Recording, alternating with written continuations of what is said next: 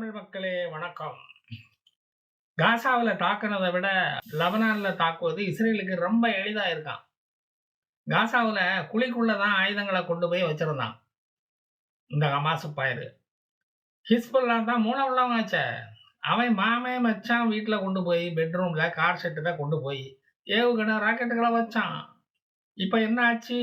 இஸ்ரேலின் விமானப்படையில் உள்ள லேசர் ஐஸ் அது ஸ்கேன் பண்ணி அதை கண்டுபிடிச்சிருச்சு. இஸ்ரேலுக்கு இப்போ எல்லாமே ஸ்லோவா முடிஞ்சிருச்சு. ஒரு தீக்குச்சியை உடச்சி போட்டா போதுமே. லெபனான் மக்களுக்கு போன் மூலம் வீட்டை காலி பண்ணிட்டு போங்க, இல்லைன்னா உங்களுக்கு வெள்ளப்போர்வை போத்தப்படும் அப்படின்னு அறிவிச்சது இஸ்ரேல். நாங்க ஆயுதங்களை அடிச்சதும் நீங்க தாராளமா வந்து உங்க வீட்டுல வந்து குடி இருந்துக்கலாம் அப்படின்னு ஒரு எஸ்எம்எஸ் அனுப்பியது. சும்மா வாட்டர் பாட்டில தூக்கி எறிஞ்ச மாதிரி ஏவுகணையை தூக்கி வெளியே எறிய முடியுமா? மக்கள் பயந்துட்டாங்க. துண்டை காணோம் துப்பட்டாவை காணோம்னு லெபனீஸ் மக்கள் ஓட்டம் எடுத்தனர் உயிரை காப்பாற்றிக் கொள்ள. ஆயுதம் பதுக்க வீட்டை வாடகைக்கு விட்டதுக்கு இதுதான் அவங்களுக்கு கிடைத்த பலன். இத்தனை ஏவுகணை லெபனான் மேல விடுறீங்களே, ஒரு ஏவுகணை அந்த ஈரான் மேல விடக்கூடாதா ஐயா? விட்டா குறைஞ்சா போயிடுவீங்க. எங்க நைனா விட்ட ராக்கெட்டு குறி தவறி அங்க போயிடுச்சுன்னு வேணா சொல்லிக்கலாம்.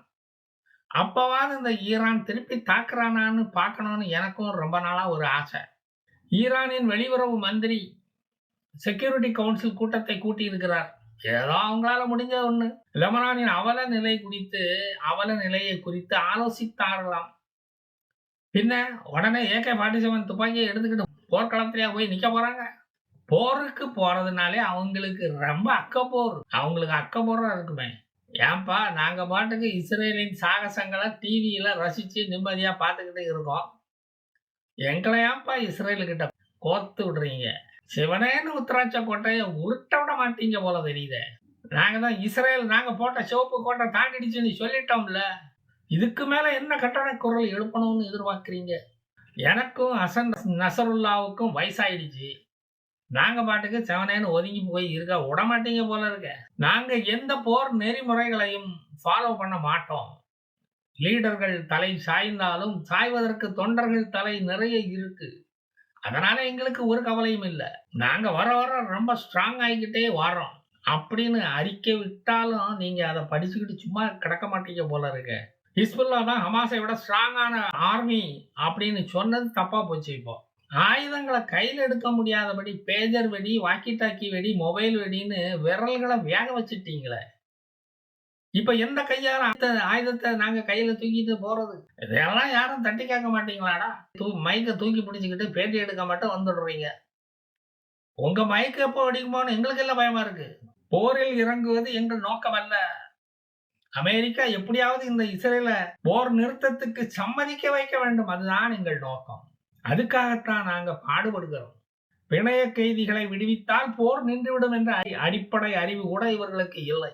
லெபனானுக்கு இஸ்ரேலை எதிர்ப்பதற்கு முழு உரிமை இருக்கிறது என்று தூபம் போடுகிறார்களே தவிர உருப்படியா போரில் இறங்கி அவங்களுக்கு உதவுவதும் கிடையாது. பிணைய கைதிகள் அங்கு இருக்கும் வரை லெபனீஸ் மக்களின் உயிருக்கு உத்தரவாதம் இல்லை.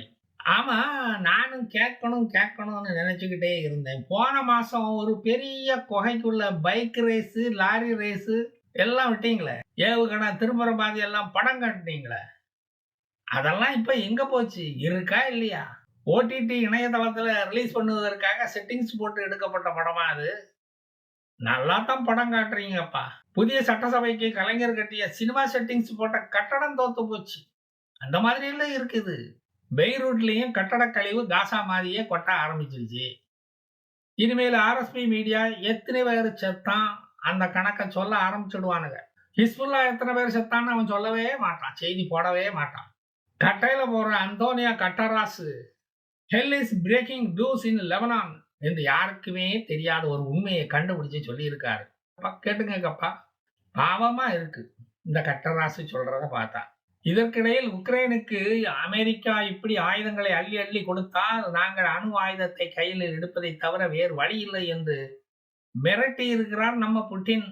அயத்துல்லா கோமனி மாதிரி உக்ரைனை நடுங்கும்படி ஒரு ரெட் லைனை நீங்கள் தாண்டி விட்டீர்கள் என்று சொல்லி இருக்க வேண்டியதுதானே. இதெல்லாம் அவருக்கு தெரியாது. மங்கி கேப் போட்டுக்கிட்டு துப்பாக்கியை பிடிச்சி பயிற்சி எடுக்கிற மாதிரி எல்லாம் வீடியோ போட்டானுங்க. அதே மாதிரி மண்டையில பலமா கட்டு போட்டுக்கிட்டு ஆஸ்பத்திரி வராண்டால இப்ப படுத்து கிடக்குறானுங்க. இத எங்க போய் சொல்ல?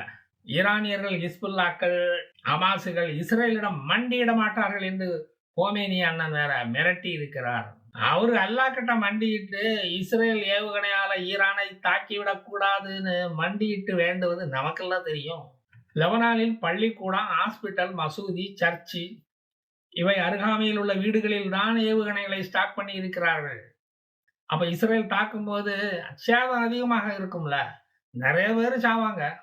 சாவு எண்ணிக்கை அதிகமானா தானே நிதி அதிகமா வந்து குவியும். கிறிஸ்தவ நாடுகள்லாம் எதுக்கு இருக்கு? இறக்கப்பட்டு முதல்ல அவனுங்க தான் நிதியை அள்ளி அள்ளி கொடுப்பானுங்க.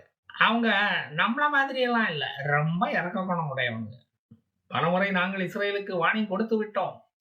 இன்னும் வேண்டுமானாலும் கொடுக்கிறோம். ஈரானுடைய பொறுமையை சோதிக்காதீர்கள். லெபனானை கடற்படை வைத்து வேற நீங்க தாக்கி இருக்கீங்க. விமானப்படை அது எப்பவும் போல தாக்கி இருக்கு. தரைப்படை வேற உள்ள நுழைய அச்சாரம் போட்டுக்கிட்டே இருக்கு. இனியும் ஈரான் பொறுக்காது.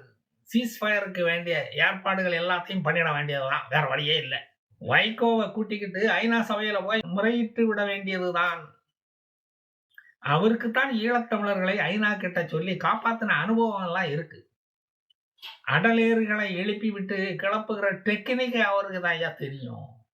அதுல மனுஷன் பெரிய கில்லியாச்ச. போர் நடக்கிறதால அவர்கிட்ட போய் ஆலோசனை கேட்க முடியல. 620 லெபனீஸுகள் மரணம் அடைஞ்சு இருக்காங்க. 90,000 மக்கள் ஊரை விட்டு காலி பண்ணிக்கிட்டு இடம்பெயர்ந்து இருக்காங்க. 100 பிணைய கைதிகளுக்காக எத்தனை பேரை கொல்ல வேண்டியதா இருக்கு. இப்போ மறுபடியும் இஸ்ரேல் லெபனானுக்குள் உள்ளே புகுந்து தாக்க ஆரம்பித்து விட்டது. நானும் போய் பார்த்துட்டு வாரேன். அது வரைக்கும் நீங்க காத்திருங்கள். நான் மீண்டும் வருவேன். ஜெய் ஹிந்த்.